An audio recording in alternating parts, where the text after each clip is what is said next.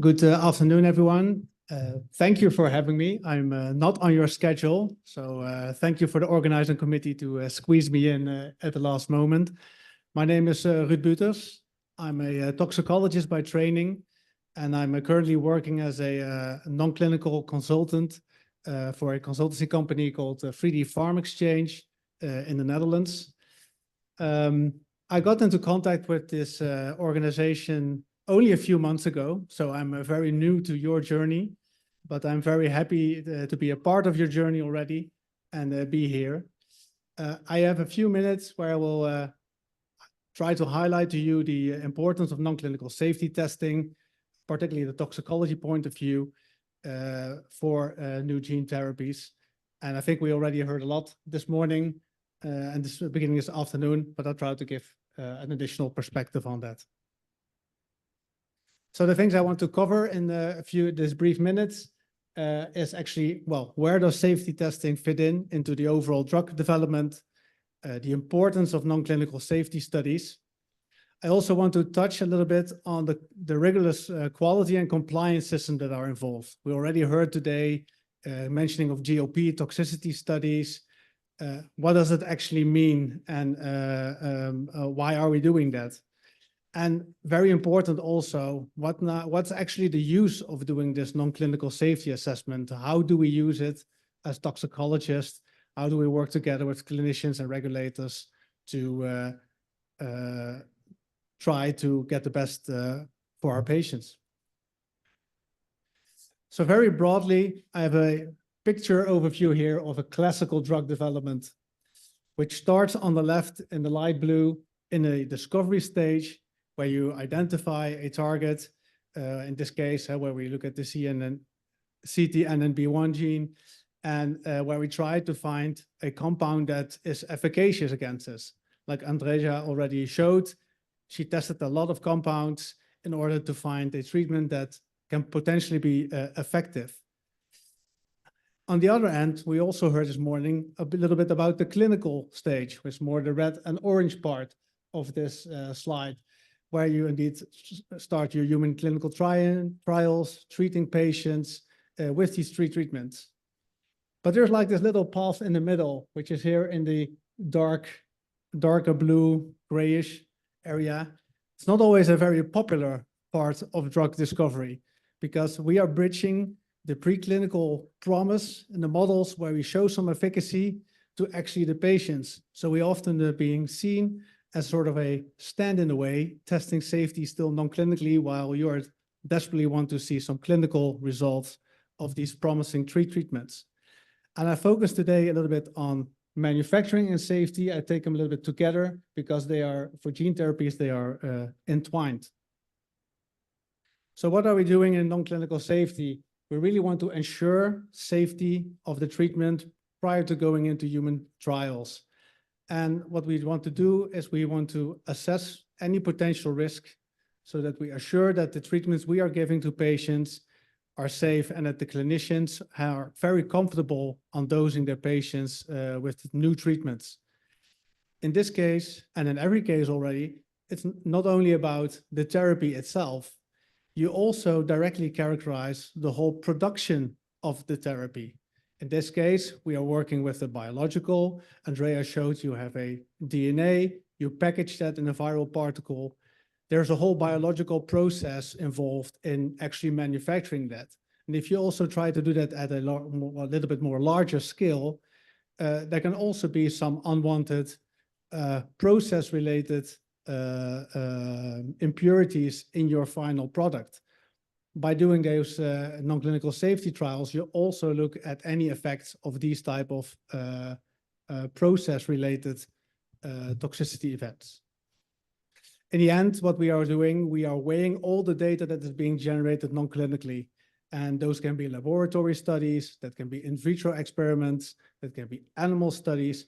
And we build all that knowledge together to do a weight of evidence. And we make a toxicity assessment. We look at, okay, is this drug, does this cause toxicity? Also, where does it go in the body when we inject it? Does it stay in the brain? Does it move to other parts of the body? And whether we got any other responses to the toxicity. And I can already applaud my colleagues, Andrea and Duško, that presented that they already were taking a lot of consideration to safety measurements in the early efficacy studies, because that really helps already get confidence for a treatment before going to, say, pivotal regulatory required toxicity studies. So what are some of the safety risks specifically for this type of therapies?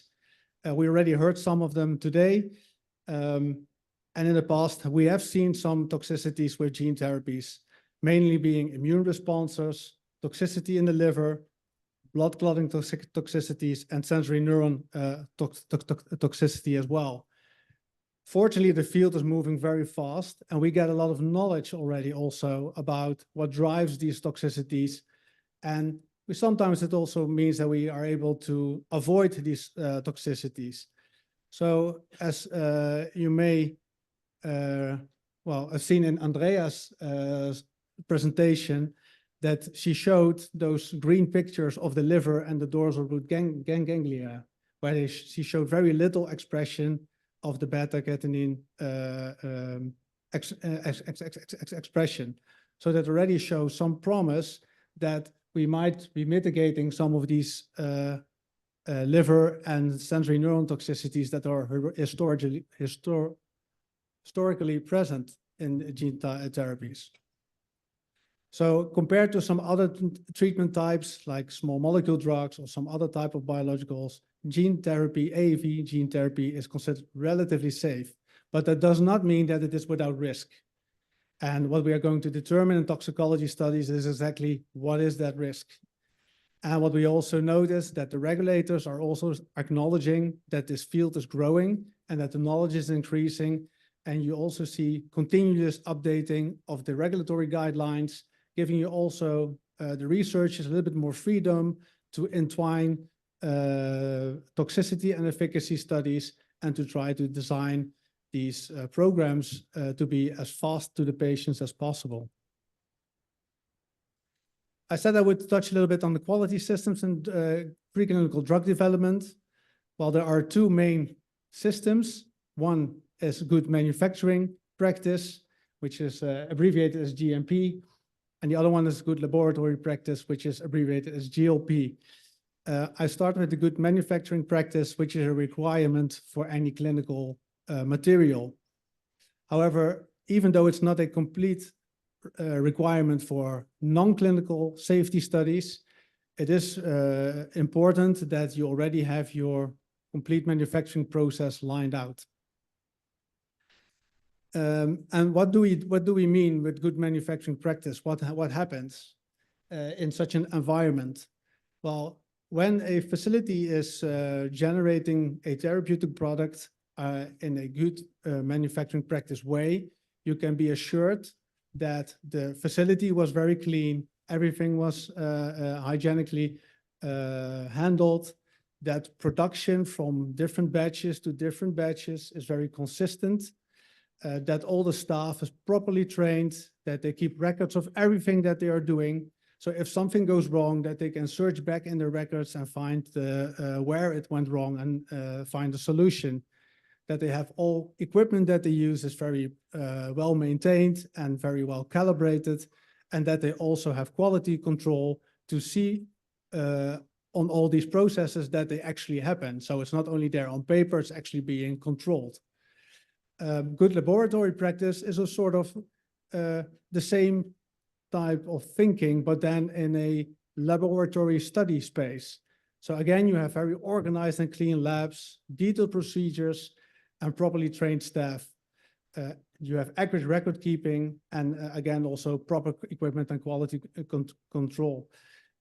The importance of these systems actually that they give you a lot of assurance as a scientific field, but also the regulatory field who actually needs to give the improvements of moving forward from non-clinical development to a clinical stage, that the results you get from your data, from your studies that you're doing, that they are very valid, trustworthy, and that there's a better chance that they translate well and can be interpreted with confidence. So what do we do now with all these safety outcomes? Well, when we do these studies to identify any potential risk for adverse effects before testing in humans.